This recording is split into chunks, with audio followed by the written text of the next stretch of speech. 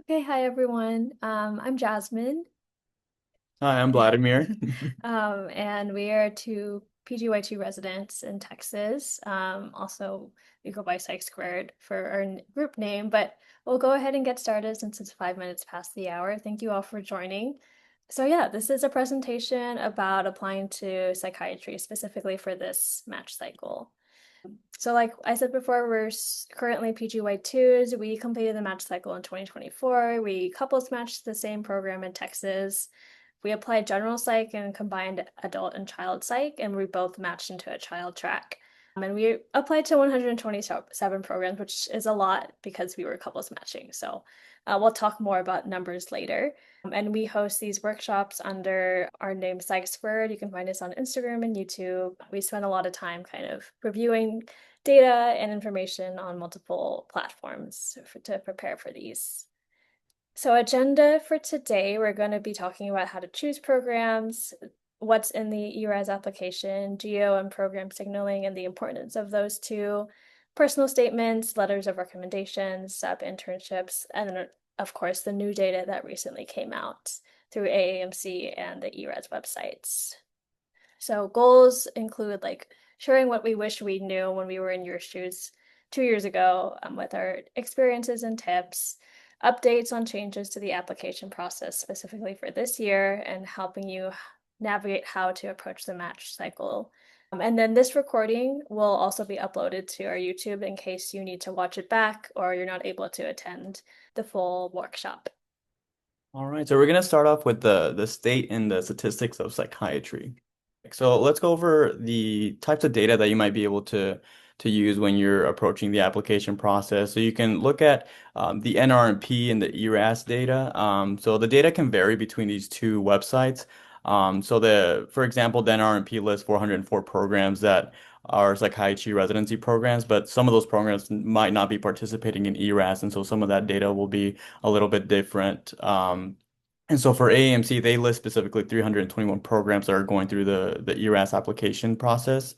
And NRMP lists that there are 2,388 available positions for psychiatry through the ERAS and NRMP process.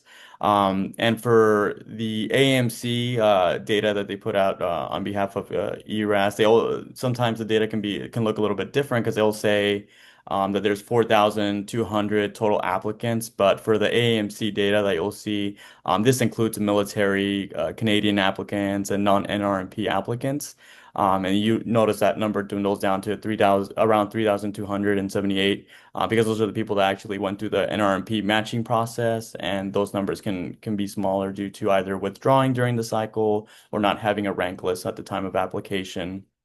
Some numbers for this previous cycle that just finished. So there was about 1.37 applicants per available psychiatry position of those who were registered with the NRMP, and this is similar to the previous cycle before that in 2024, which was 1.4.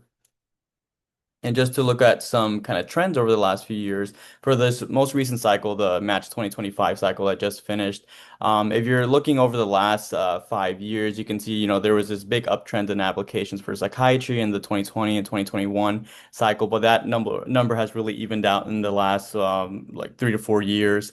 And you can see that for MD applicants, DO, and IMG applicants that they unfortunately lumped together for the AMC data. IMG applicants have had kind of a decreasing number of applications. You'll see that they're down by 8%. MD applicants have been increasing by about 6% since the last cycle, and DO applicants have increased about 4% from the last cycle.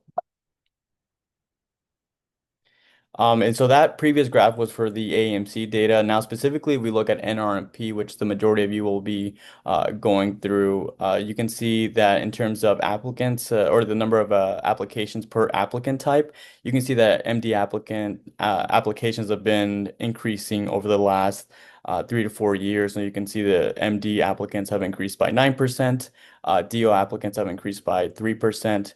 And for the NRMP data, you can actually see the difference between US IMG and non-US IMG. So you can see that US IMG has had a big decrease in the number of applications. The psychiatry has been a decrease about 17%. And for non-US IMGs, their applications have increased to 3%. And so these are the numbers of applicants that were matched. So you can see that MD is increasing, DO is increasing, and USIMG and non-USIMG have kind of been holding steady at these numbers. And so I think specifically trying to look in the context of the match rate for these applicants is important because you'll see these numbers are rising, but I think it's important to understand that they're also adding more psychiatry positions as the application cycles go on. This is due to kind of legislation and policy that's creating more residency spots for the psychiatry specialty. And so I think looking at the match rate is important. So you can see that the MD match rate has been holding steady around 84%. Wasn't really a big change over the last year. It was about 1% drop. DO applicants have been steadily increasing in their match rates at about 4% increase from the last cycle. And they're kind of now back at the regular rates that they were seeing back in 2022 after the dip that they had in 2023. Interestingly enough, USIMG and non-USIMGs have kind of swapped places since 2022. USIMG match rates have increased by 2%, and there hasn't really been a change in non-USIMG matching rates, but we can see that, oh, if you're looking at the trend over the last, since the ERAS 2022 cycle, you can see that these match rates have been increasing.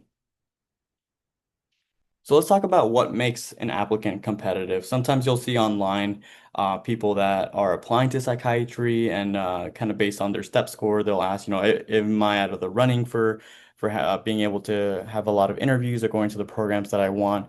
I think psychiatry as a specialty is very different compared to all the other specialties where they really try to approach applicants in a holistic manner. And so a specific score won't really make or break you in this process. They really look at a lot of different things. And so when you're thinking about, what makes a competitive applicant, you kind of have to see it on a spectrum. Where one thing isn't really going to tip you over to one side or the other. They're going to look at a multitude of your step exams, how did you do on your rotations, the comments that you got on your rotations, your letters of recommendation, the experiences that you list on your applications as well. And so these are things are almost all equally important when they're looking at an applicant. So I think it's important to understand, that somebody that who is, quote unquote, competitive is someone that has like, almost all these things. But it doesn't mean that just because you have a high step score and everything else is lacking, you're suddenly going to become a really competitive applicant. So I think it's really important to see it within that lens. And one of the things that people start to ask when they're at this point in the process is how many programs should I apply to? And kind of going back on the theme of the data that we were going on previously, the numbers can vary between ERAS and NRMP.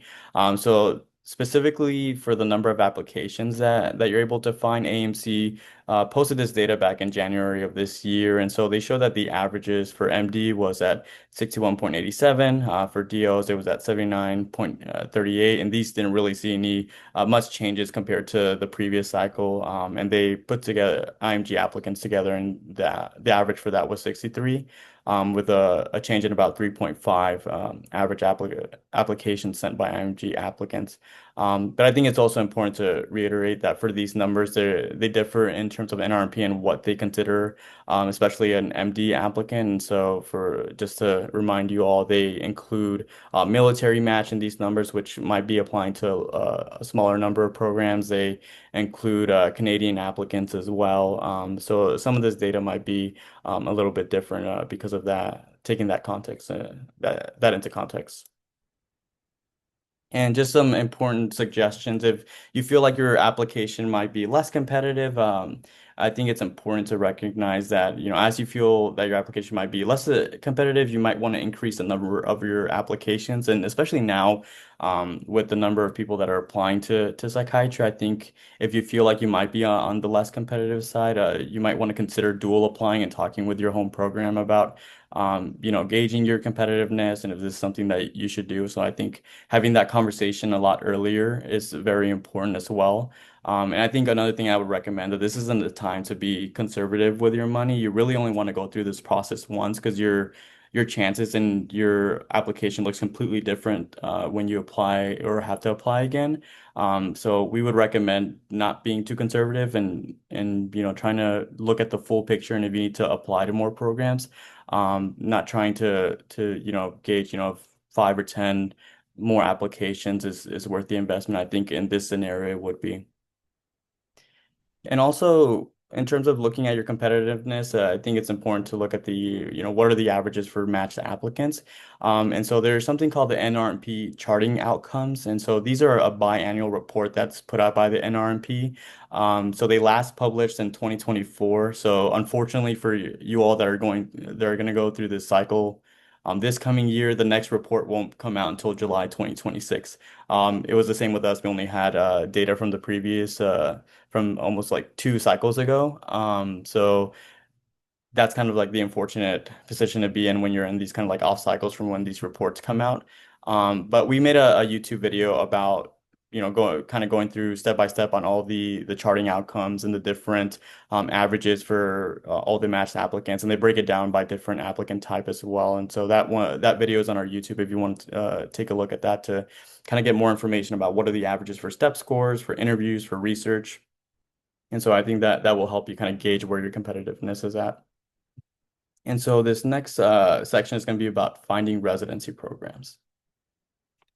And so there's a lot of different tools that you can use to try to find which programs you want to apply to. So the first one would be the AMC Residency Explorer tool. Another one that you might have access to is called Texas Star. This one is it breaks down more individual interview data and different data points, but the unfortunate side of this is this one is more self-reported, and only certain medical schools get access to this database and give this database access to their medical students. And other ways that you can see different programs you might consider applying to is going to their program websites, kind of reading, what does this program offer. You also want to consider the location or the city, what type of clinical sites that they have, what type of patient populations are they seeing, the class size, which could be important for different reasons like couples matching and things of that sort. What is their mission statement, their research opportunities, call, fellowship opportunities, and how close you might be to your family. So I want to cover the Residency Explorer tool because they've done a lot of updates to this tool that you can use to gauge your competitiveness. Back when we were applying, it wasn't really as robust, and so with all the changes that are coming this year, I think it's probably going to be your strongest tool when it comes to finding which programs to apply to. So it's new and improved, and they use a lot of different data sources. So they use ACGME information. They use information from AMC, such as the ERAS application, your MBME scores now, the COMLEX scores as well, and the NRMP data. So they didn't have access to all this information when we applied. So it's a lot of great things that they're adding. And so in terms of the updates, they mentioned that it was launching this summer and it wouldn't come all at once, but I imagine now that we're kind of approaching the application season, all these new features will be implemented into the website. And so just some things that they have enhanced is that they are including different application process details and program requirements such as letter of recommendation, what supplemental info they might require. Does this program require an away rotation? Do they require certain licensing exams? And they're now also including the licensing exam data, which is really nice. So they'll show 10 to 90th percentile score range boxes and whisker plots for the different applicant types as well. So it's going to be a really nice new feature that's in the website. And they've also expanded the main residency match number of offered and filled positions by position type. So what this means is when you're looking at the breakdown of the different applicant types that that are in the program. You can see which ones are for categorical, for primary, which is new this year, which ones are preliminary spots, advanced spots, and specifically physician for which is a new feature this year. But some of these might not really apply for psychiatry. And this is just to kind of give you a picture of what the website might look like. And so here you'll see like program A through E. You'll see that they have information about the 10th and 90th percentile score. So you can kind of gauge, based on your step score, are you kind of in range for this program? And then the interview rate for people that signaled and didn't signal. And so this is great for when you're considering your signal and seeing, how are the chances of actually getting a return on that signal to an interview. And then how many people that they interview for that are MD applicants and DO applicants. So really, really neat tool to use. And so just some more information of what they added, the step scores. And then on the program highlights is where it's kind of like a snapshot of the program when you click on a specific program.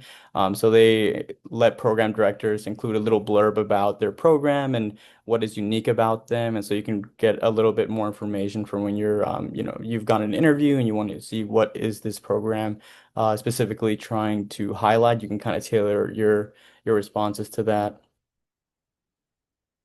And then there's a section for the application, for the eligibility and application details. Let's see if it, yeah, we can zoom out here. And so for this, you can see what application match services they will use. You can see if they're accepting applications this cycle. What is the interview format going to be? It's going to be in person or interview or virtual. The interview eligibility requirements. So how many letter of recommendations they're asking for? Are there any specific specialty letters that they're requesting, like the SLOE or slow or a chair letter, or do they require any away rotations, any supplemental questions that they might ask after you've submitted your application? And I think an important new feature is going to be the licensing exam section. It's going to have a section where it'll tell you if they require a passing score or what score might be required for an interview, and what is required for different applicant types as well. And then just some more pictures on the bar charts that are included for the interview rates. And then for the licensing exam, you can kind of get a better picture of all applicants and then the specific applicant types as well, which I think will be really helpful. And for this website, you can set or you can create a profile and then you can put all the different things that are important for you. So you can include a lot of different things. And whenever you're searching programs, it'll have a little section on the left where it says like out of the 10 things that you put on your profile or your preferences, this program meets 7 out of 10 of those things. And so it can kind of start giving you a ballpark of which programs might be aligned with what you're looking for. And so here you can see it on this left side, my profile alignment. And so it'll tell you the number of like 9 out of 10 of your preferences are highlighted within this program. And just some more information about specific programs. You can see if they have continued their accreditation or if they have any issues with accreditation and when was that last done. You can see how many residents there are in each year. And then you can see if there's any specialty tracks. So they have a research track, women's mental health. And so you can see at the bottom, they'll list yes for all the specific special tracks or programs that they have within the residency program. And also you can see demographic breakdowns of the applicants as well. I mean, of the current residents, sorry. And you can see the application trends for the program, how many applicants have applied to this program over the last 5 years. And then the really neat thing about this tool is that you can select all this data or the things you're looking for, and then compare different programs, and it'll let you download an Excel sheet. So there'll be a little section within the website that you can kind of select all the different programs you want to look at, and you can select what is important for you when comparing these programs. So you can select the interview invitation rates, the scores, and then download that in an Excel spreadsheet, and then just kind of narrow down from there.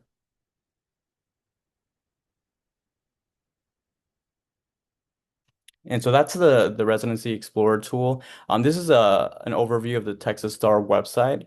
So this shows really kind of in-depth information about different applicants that have applied to all the residency programs for psychiatry. I know it says Texas Star, but it's not just for Texas. It doesn't just show Texas programs. It shows programs all over the nation.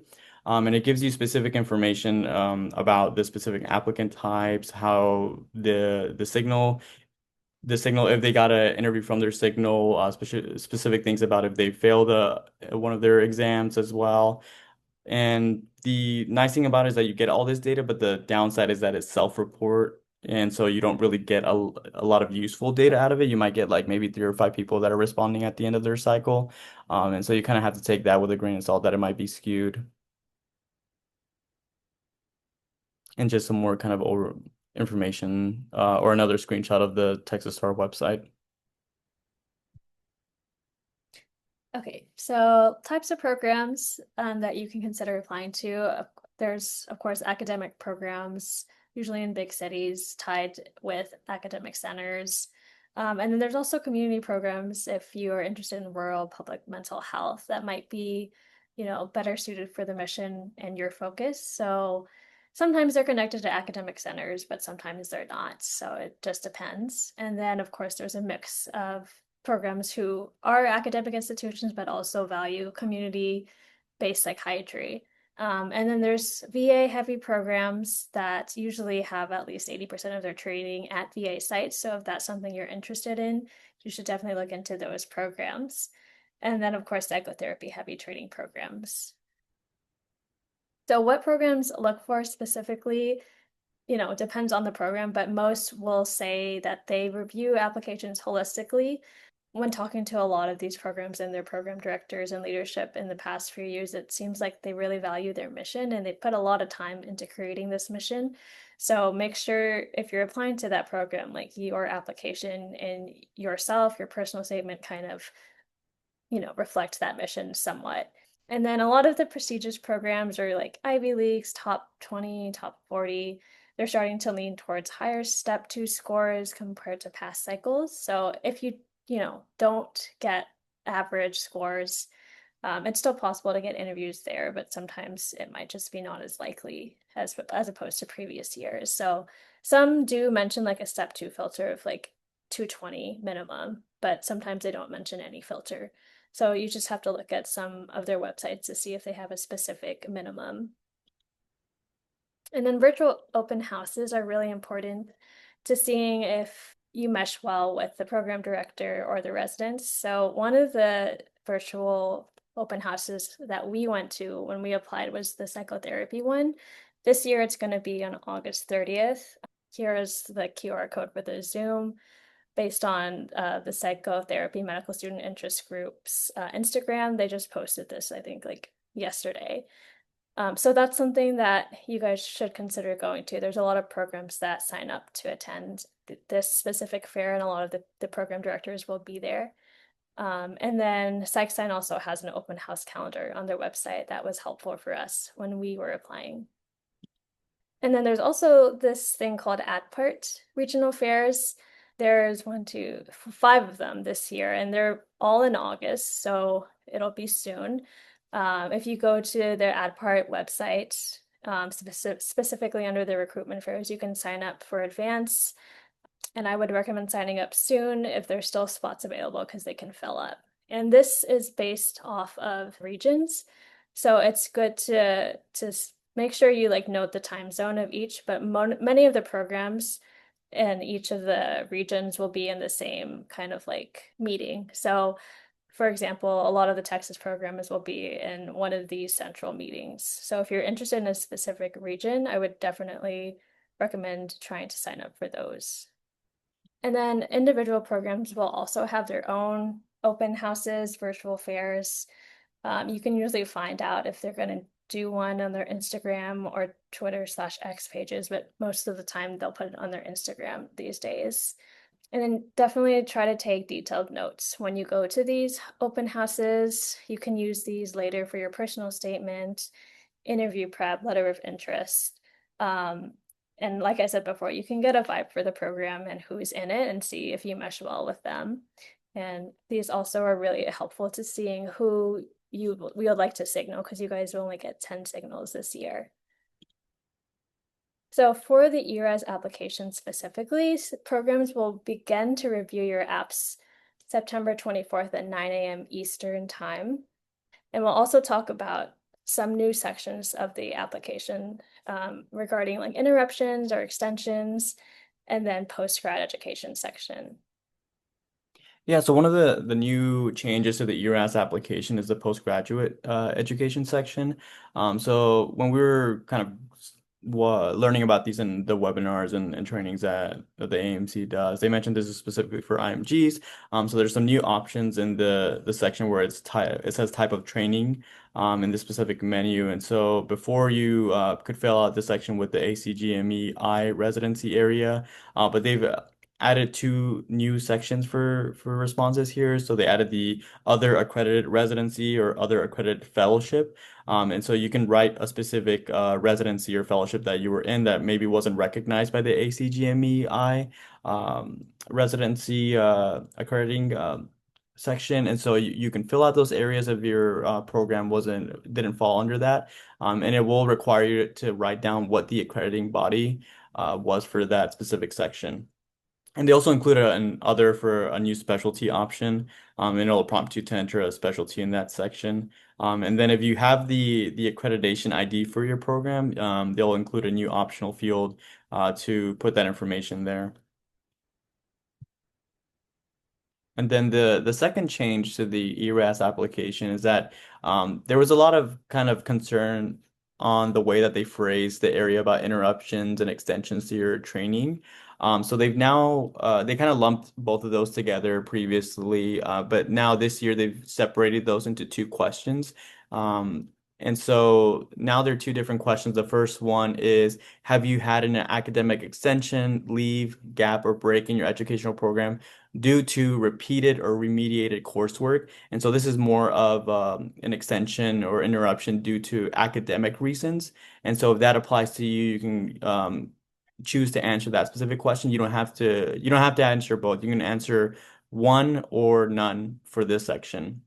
And so now, since it breaks that off into two questions, that's the first question. The second one now says, have you had any professional extension, leaves, gaps, or breaks in your educational program due to professionalism sanctions or any other adverse actions by your medical school or parent institution? So this one specifically separates from the previous question. So if you had an academic reason, you had to remediate a course, you only answer number one. But if your extension or your interruptions was due to a professionalism situation, then you would skip the first one and answer number two instead. And so this is important because academic interruptions are different from professional interruptions. And previously there were folks that had a interruption or extension in their medical training because of a medical reason. So they might have taken a leave of absence due to a medical reason. Maybe they had like an extenuating family circumstance. And so these don't fall within those two. So you don't have to include those if your situation was due to something that wasn't academic or professional, was a leave of absence due to like a medical reason, family reason. You can include that. It'll either be in your MISP comment section, and you could also include it in your impactful experience section, but you do not need to put that information in the academic or professional reason for interruption and extension. So I think this is very nice because I think there was a lot of confusion last year, and so that I think helps to clear up where you can put that information. And then here are the fees and assistance programs that are available through AAMC. So the assistance program benefits medical students or applicants based on if you were approved prior to entering medical school, and you can get up to a 60% fee discount on 50 ERAS applications. And then the basic fee structure is $11 per apps for the first 30 applications. And then if you apply to more than 30, it'll be $30 per app. And then there's sometimes discounts of up to 36%. This is a list of necessary documents for your application to be complete. So make sure like you have this checklist. So personal statements, letters, MSPE, transcripts, the status report, a photo, preferably professional, like a headshot, dressed in business attire, and then your transcripts from USMLE or Comlex. So for hobbies, this is a really important part of the application that a lot of people don't think is important, but it actually is very important because a lot of the interviews will touch on this topic. People want to know you outside of medicine and psychiatry. So for this, you can be super specific about things that you're passionate about. You can include like links to websites, which is what I did. You can include like, art portfolios, things like that. Glad he included like watching, playing soccer, media production. And then your must be noteworthy characteristics. So you'll have three total. Each will be two sentences, 300 characters max, and usually you'd want to write it in the third person. You can, include a list of these things like volunteer, academic achievements, leadership, whatever you feel is the most strong suit in your application and something that you'd want to talk about in interviews. I would choose, that content. And it's good to quantify experiences if you can. So this is an example. So as chair of X clinic, student was responsible for managing clinic operations, where she supervised two committees, developed QI projects, mentored underclassmen in clinical skills, created policies/proposals, all while providing continual healthcare to an underserved patient population.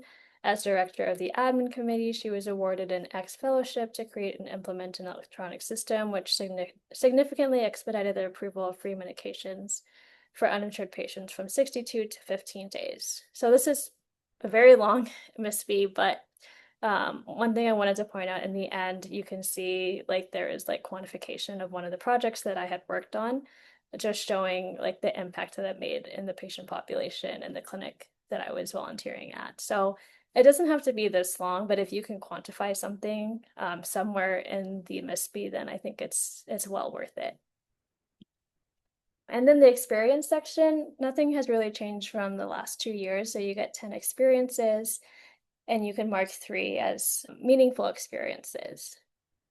Some people like to do paragraphs, some people like to use bullets. I think it's easier for the people who are reading the applications to read bullets, so that's what we recommend. And like with the MISP, try to quantify your experiences. So like the number of hours you served, the number of people that you served. You can lump several similar experiences into one section if you have more than 10 things to talk about. You can also include like college experiences or experiences prior to medical school that you think are important to who you are. Recommendations for the role or title of the experience. You'll want to use something eye-catching. So instead of like volunteer, you can like expand upon that, put longitudinal volunteer. It's at like a student-run free clinic. And then there's an option on ERAS where you can print out your application to see how it'll look from a reviewer's perspective. So I recommend doing that at the very end. And this is just an example. You can see this is the title. So grant recipient, fellow for life, parentheses mentor. And this is the bullets that I wrote. I tried to quantify a lot of things just to show like the objective data and impacts that I made, like educated 50 plus student volunteers, received a 1,000 grant. So try to quantify as much as possible. And this was one of my most meaningful. So you can write like a small paragraph at the end talking about why it was meaningful. All right, so now we'll move on to signaling. So no changes to this year on the number of signals you'll get. You'll get 10 again, which was the same as the last cycle. Just an important thing to know, you cannot update your signals after you submit your ERS application.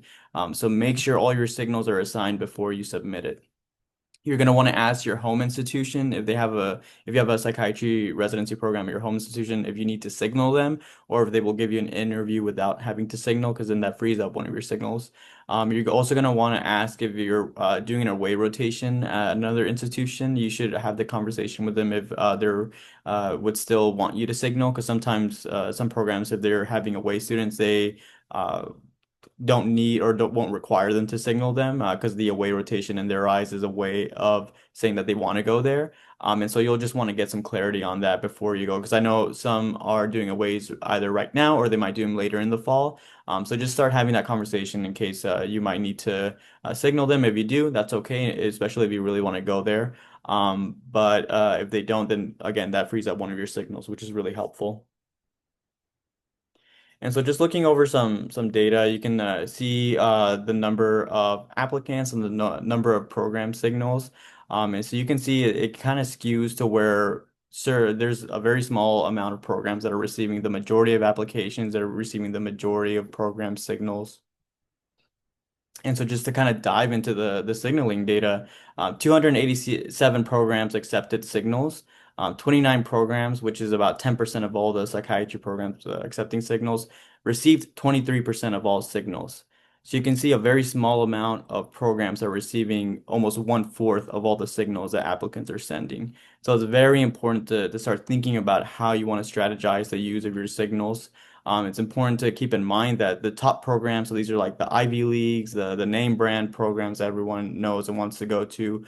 These are the programs that are receiving the most signals. And so they have the luxury of using signals as kind of like a soft filter to try to lower the amount of programs that they have to review. Because realistically, for a program to review thousands of applications, it's not feasible. So they have to find a way to kind of reduce those numbers too.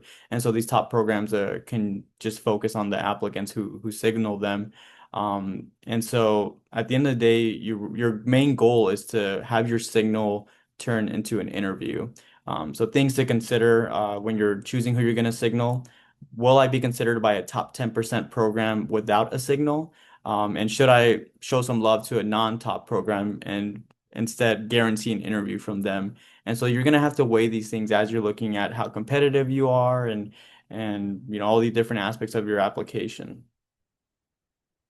And so this is a nice graph that they had at some of these webinars where they were comparing the data from the last cycle, the previous cycle in 2024 to the 2025 cycle. And so this was when we applied, it was 2024. We only had 5 signals, and then the previous cycle went up to 10 signals.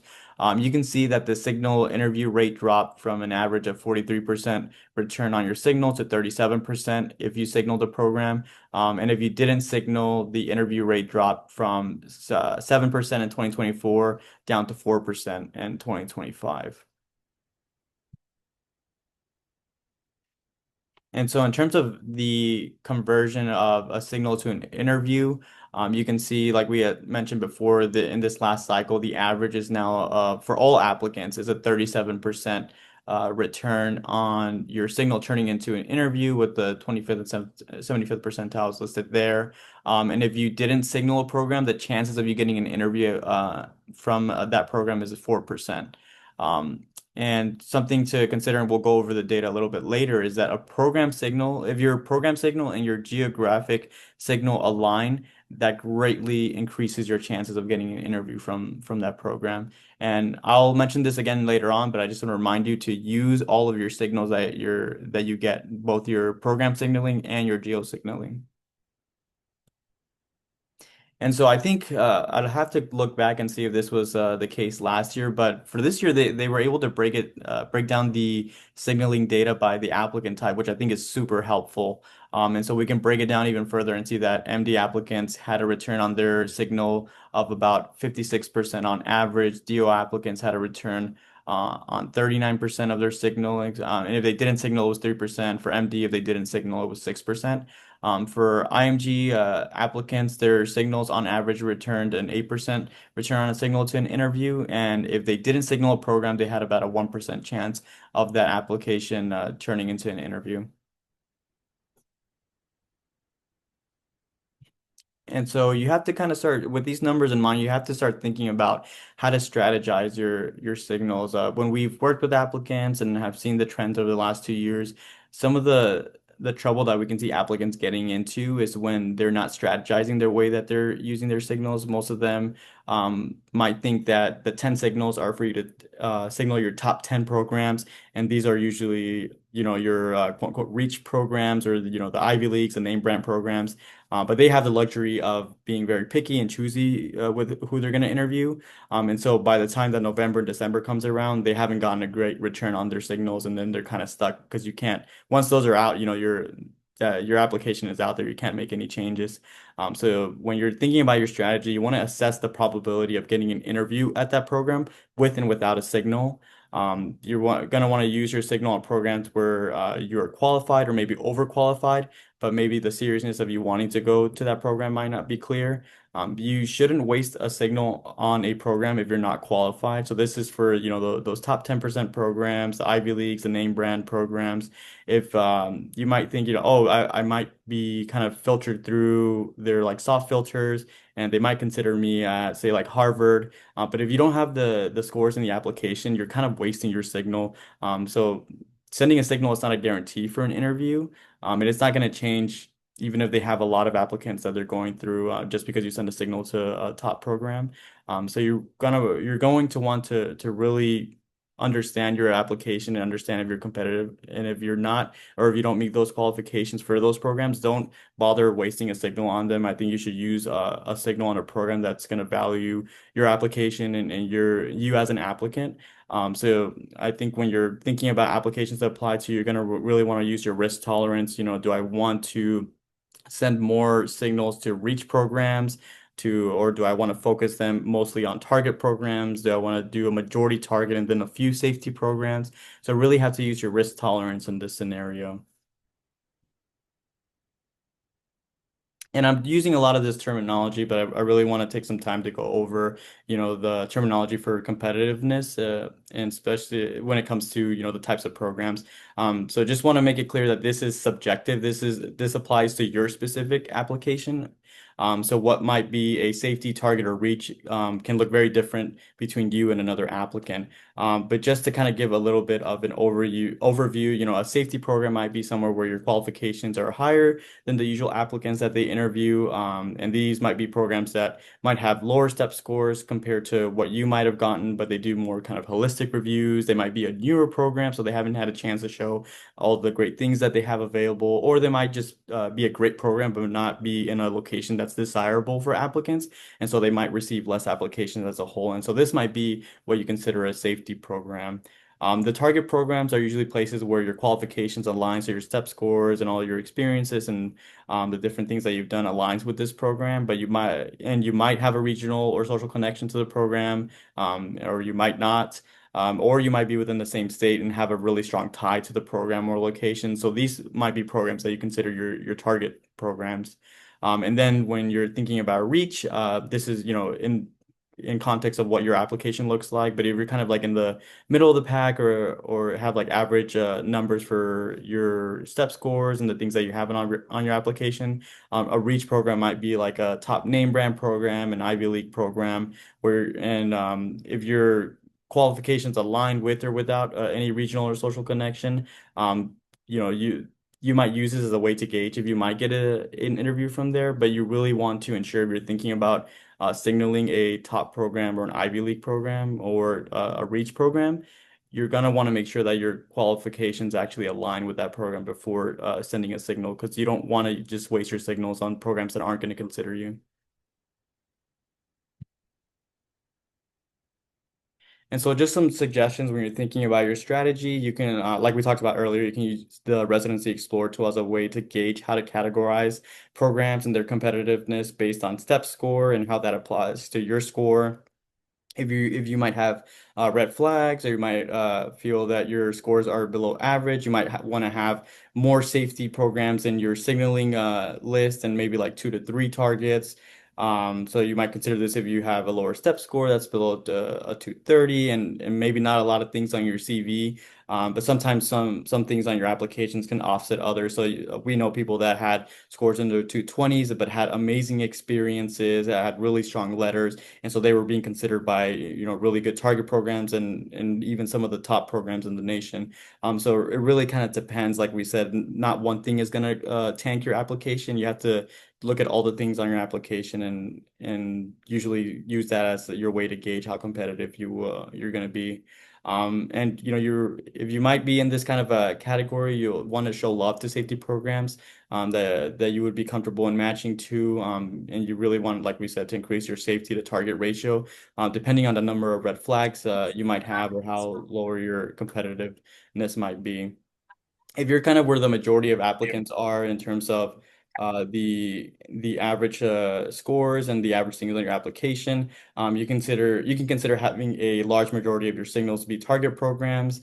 Maybe I would say like at most like 1 to 2 reach programs that you feel like you might be on kind of on the higher end of the average applicants, but definitely leave an area to signal some safety programs. So I think if in terms of my kind of risk tolerance, I would have like 7 target programs and maybe like 3 safety programs to kind of, feel a little bit better and try to get more of a return on my investment of a signal. And if you're a competitive applicant, you can, think about maybe have like no to 1 safety program. You can have the majority of your programs be targets and maybe thinking of having like 2 reach programs. But again, it's going to be very personal to your application. How do you feel? You might be like a stellar applicant and you just want to signal all reach programs, which I wouldn't recommend. You always really want to have a good kind of diversity of signals. But this is just really going to come down to your risk tolerance. And so just to kind of wrap up a little bit on the signal aspect, signals are yielding less every year in terms once you have more signals compared to when we had 5 and now there's 10, signals yield less of an interview. The more reach programs you signal, the less chance you have to get a return on investment with your signal. So I think that's very important to understand. And so you're going to need safety and target programs to signal. So don't just signal your top 10 programs, and just keep in mind that statistically, when you get a chance to look at the charting outcomes for matched applicants, statistically, you need about 12 interviews to have more than a 95% chance of matching. And so with that being said, out of those 12 interviews, the majority are going to come from your signals. So you really want to make sure that you're maximizing the number of interviews you're getting from your signals.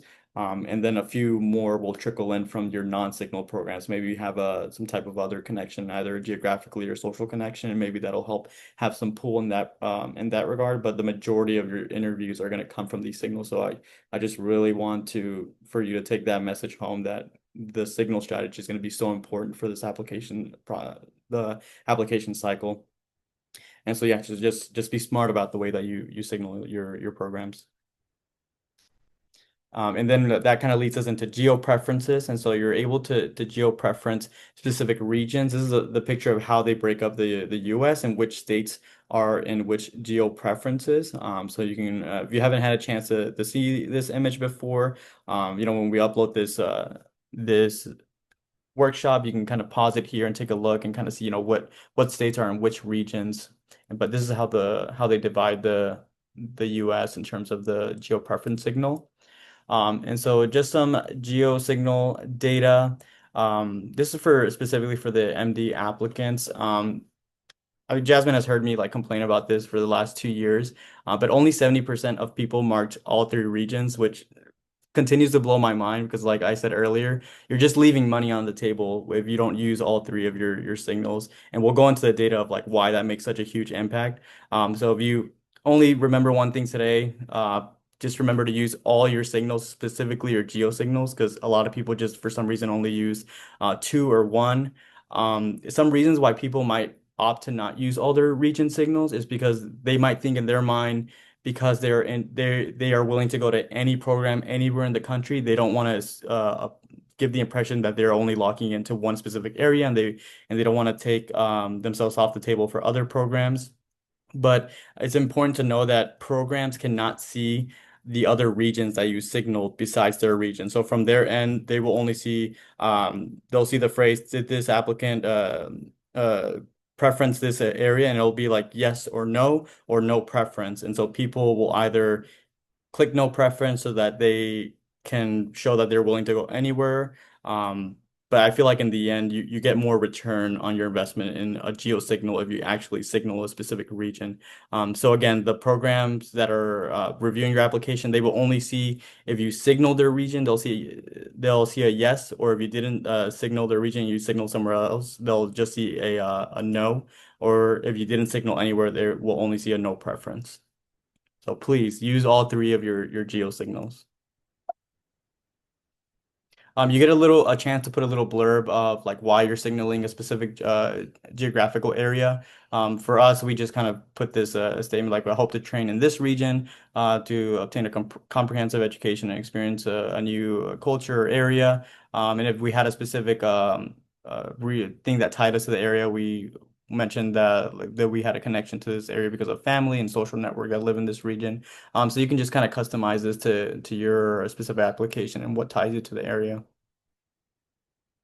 And so to go into the geo and signal data, you can take a pause later on when this is up. But one of the things I really want to emphasize is here on this specific slide is if you look from the very bottom scenario where you don't program signal and you don't geo preference a program, on average, there's a 2% chance of you getting an interview from that program, with the bottom 25th percentile being no chance at all and it only going as high as 3% for 75th percentile. So without any type of program signal or geo preference signal, you only have about a 2% chance of getting an interview from that program. But if you geo preference a program, you get an increase of about a 5% chance on actually getting an interview from that program. So that's just from no signaling at all to just a geo preference signaling. You get a 5% chance or 5% increase. If you only program signal but you don't geo preference, you get an 18% increase on the chance of getting an actual interview from that program. But if you align both your program signal and your geo preference, it jumps all the way up from 2% all the way up to 42%. So that's a huge jump. And so that goes back to my last suggestion in the previous slide of, if you're not using your geo preference, you're really using money, leaving money on the table because you can increase your chances from 2% to almost 40% more by just including your geo preference with your program signaling. And then there's this section for setting preferences. We for this specific area, this we felt like this didn't really make a huge impact. And they don't include data on if this actually makes an impact on applications. But there's a specific section for setting preferences. We personally set no preference in the type of setting, and so the settings can be like urban, suburban, rural. And so for this specific area, we had put no preference because there really isn't um, an impact on the way that some programs might see it. But if you are applying to kind of more rural programs, this might be something that they consider. But you can always include a little blurb about why you're choosing that specific setting. And so this is just data on how MD applicants had marked. And so the majority of people, like 61% of people, just marked no preference. So if that's the way you're leaning, just know that 60% of people are either saying no preference, or 28%, or the rest of the people are saying suburban or urban. See, okay, for impactful experience, you get about 750 characters.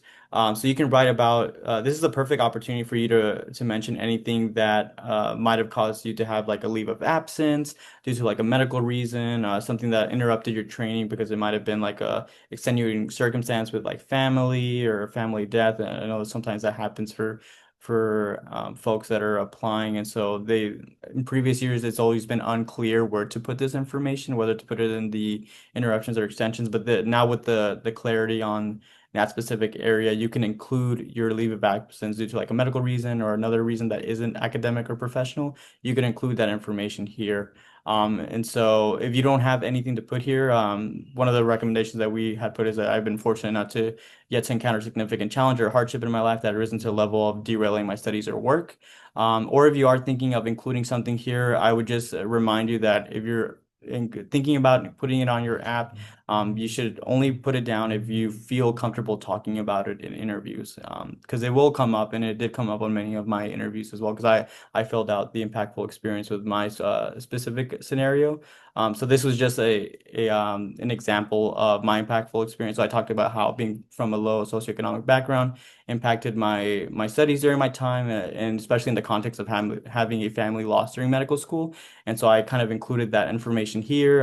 So you actually don't get a lot to work with in terms of space to write out. When I was writing out this area, I was kind of writing out my whole life story from when I was like a teenager. And then after about a page of writing, I like realized that you only get 750 characters. And so I had to scale it back a lot. And so just keep that in mind when you're writing out your impactful experience, that you don't get a lot of room to really explain everything that you want to. So you just want to be clear, concise. And I always recommend at the very end making sure that you are letting the person that's reviewing your application know that these are things that you went through, but that they're not things that will affect you going into residency, or that will stop you from being able to start residency. And so always kind of trying to like end on like a more of a positive note, which, isn't always doesn't sound great if you're still kind of dealing with this scenario. But I think if you're like gonna write this down, you always want to make sure you're ending on a positive note, that, like, thanks to, like, after going through all this experience, like, that has made me be able to feel confident in facing adversity. Or, after like this tragedy happened, we were able to like get through it. And then now things have been able to be at a more stable place in my life, just to give a little bit more reassurance for the person that's reading your application, that there won't be any issues with you having gone through this, and then also being able to start the residency program. And then there's also a section for hometowns where you can include up to 3 hometowns. This can be areas that you grew up in or spent like a long amount of time. So for me, I chose my hometown where I was born and where I went to high school. I also chose where I went to college because I was there for more than 4 years. And then I chose, and I think the city that I went to medical school because I had a lot of friends and some family in that area. So anywhere that you feel like a strong connection to, you can list as a hometown. So talking about the personal statement, hopefully you guys have started rough drafts by this time, but this is very important to psychiatry compared to other specialties.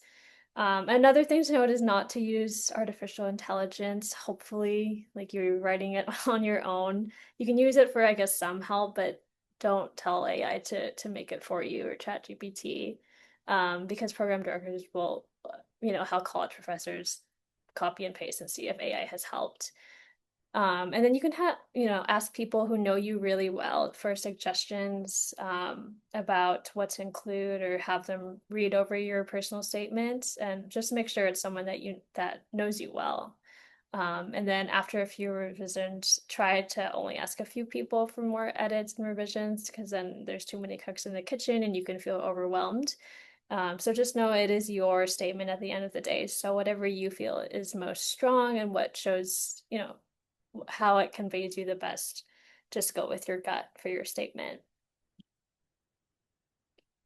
So kind of the structure, I'm sure you guys have talked about this, or you have some drafts, but what I like to recommend is like talking about who you are as a person. This can be talking about your childhood, your hobbies, like how you identify, um, just so that the person reading it knows you beyond the level of like, oh, you're a medical student applying.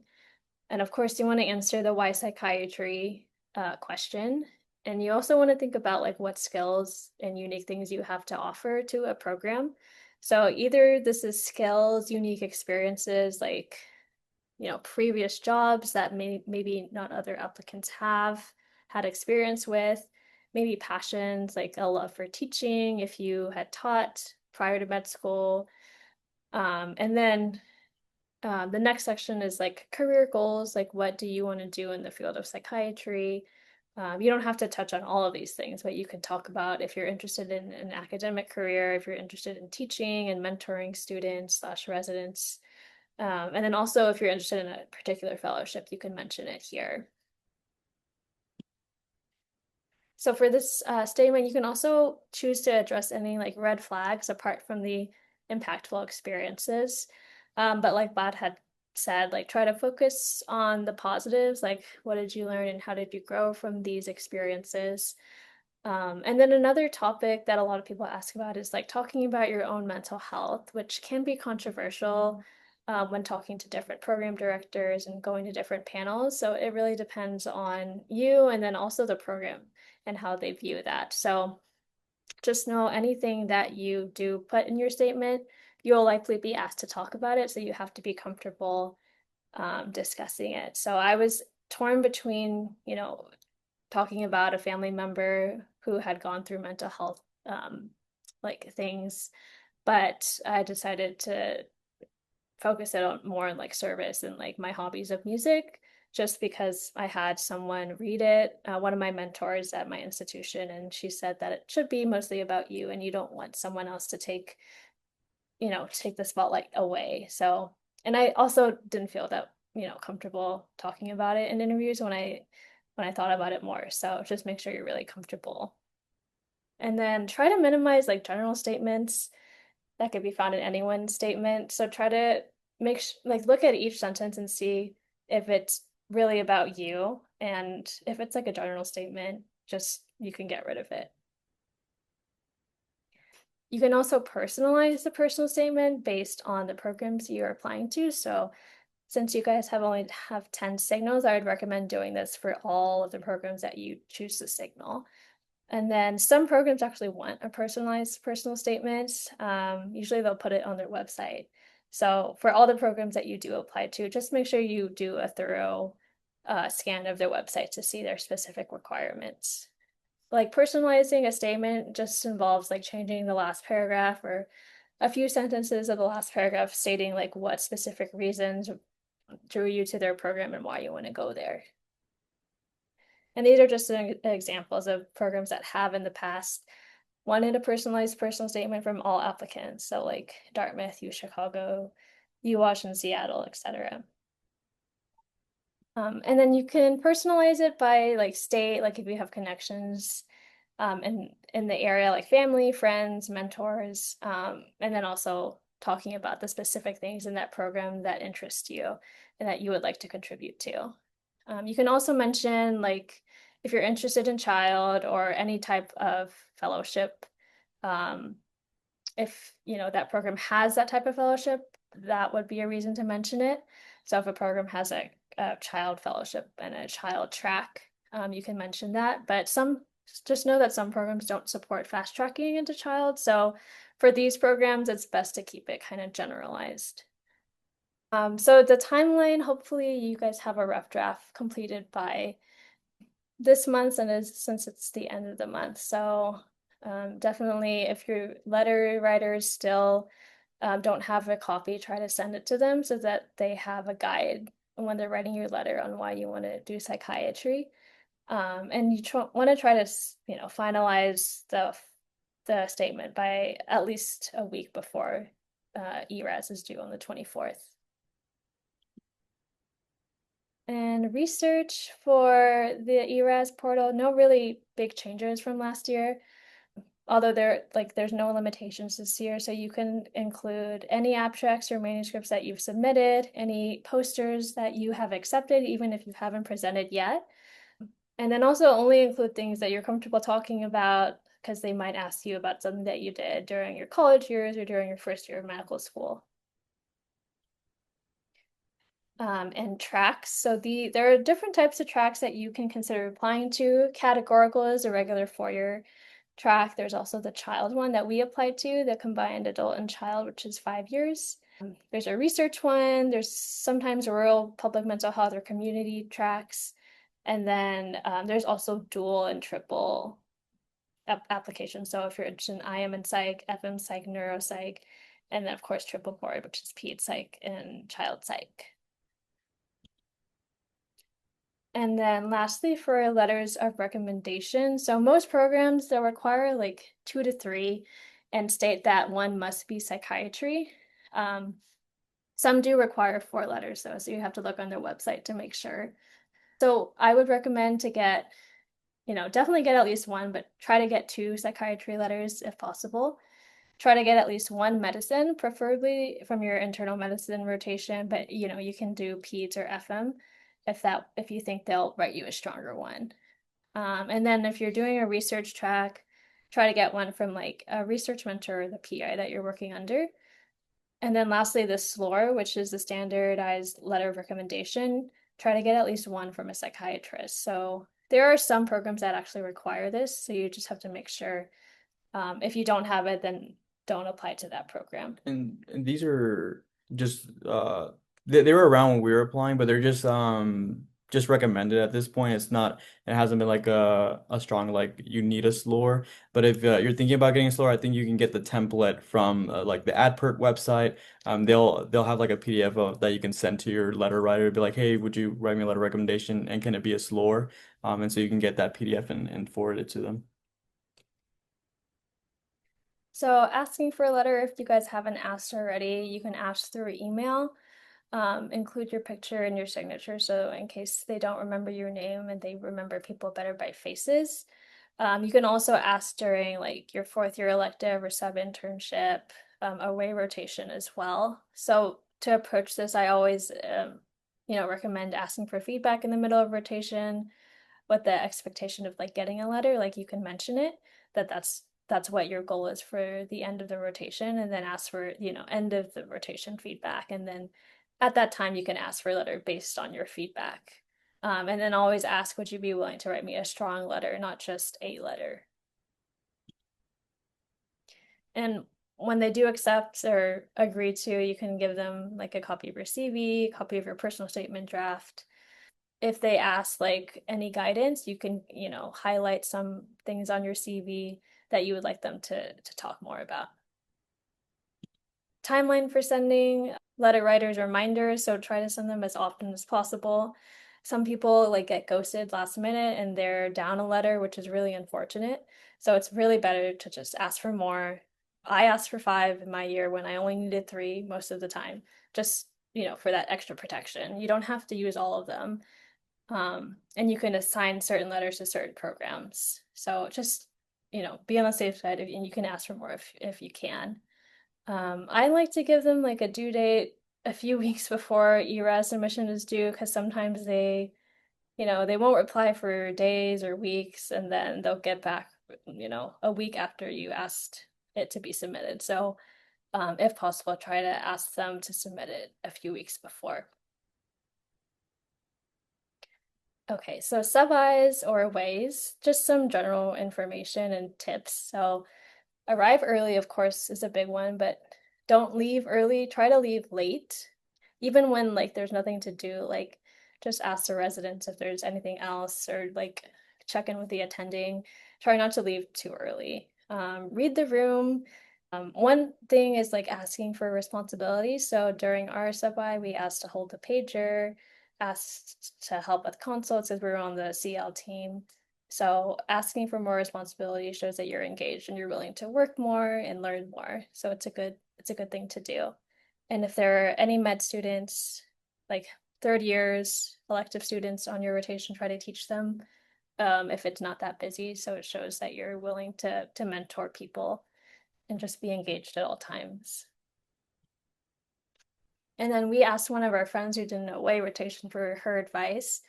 One thing that she said is like asking the attending about their expectations, because each attending can vary, from the first day or even before the first day in email, like what their expectations are for you. So you won't really be placing orders since you're not a resident yet, but you'll definitely be coming up with the assessment and plan. So recommend looking up common conditions that you might encounter on that specific rotation, some common meds, common as needed meds for like agitation, titration schedules, the lowest and highest doses for those medications. And you can go to the National Consult Liaison website, which has a lot of different resources on how to treat different conditions. And of course, use things like UpToDate and Emboss. Other things that are helpful are printing out the lists for residents and attendings, helping with collateral, helping with admin tasks like paperwork. So try to, help your residents as much as possible. Sub-Is and away rotations don't always guarantee an interview, unfortunately. You can look at Reddit and like Google spreadsheets and see a list of ghost stories. But just know that just because you're like traveling a month away, doesn't guarantee an interview. So takeaways from kind of the whole presentation, there's a lot, but keep working on your personal statement because it's super important. Research the programs, go to their virtual open houses, their fairs before you signal them, and really think about what your goals are as a resident and if that program can help you achieve those goals. Then one last thing is try to use a school email or a .edu email. Try not to use Gmail because sometimes Gmail can end up in the junk of like institutional emails. So it's best to use like a .edu email. Ways to contact us.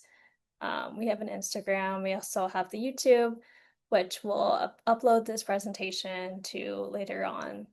And then we also have a few events planned for later this cycle. On August 16th, we'll be hosting like a DO applicant workshop and panel specifically geared to helping DO applicants navigate the cycle. Also hoping to do an IMG panel, TBD on the time. And then we just finalized like on this September 21st, we'll do an in-depth workshop on interviews like scheduling, socials, letter of interest, and etc.